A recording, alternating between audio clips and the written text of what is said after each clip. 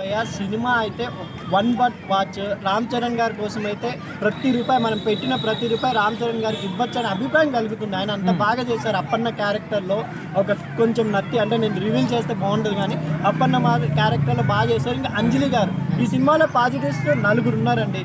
Main Ram Charan గారు, SJ సూర్య గారు, అంజలి గారు, వీళ్ళు ముగ్గురు సినిమాని ఉన్నంతలో లేపారు.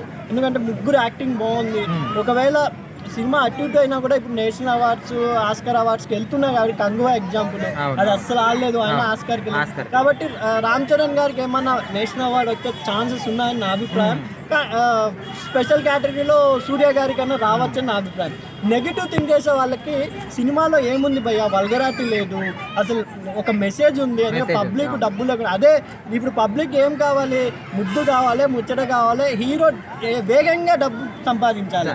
అంటే వేగంగా డబ్బు సంపాదించాలంటే సినిమాలు హిట్ అవుతున్నాయి. దీంట్లో ఏంది, డబ్బు లేకుండా రాజకీయం చేయాలంటే ఇంపాసిబుల్ కదా. అరే రాజకీయ నాయకుడు డబ్బు ఇయ్యందే ఓటేయడంలో మనం సిగ్గుపడాలని సినిమా తీశారు. కానీ మనమే సినిమా బాగాలేదు అంటున్నాం.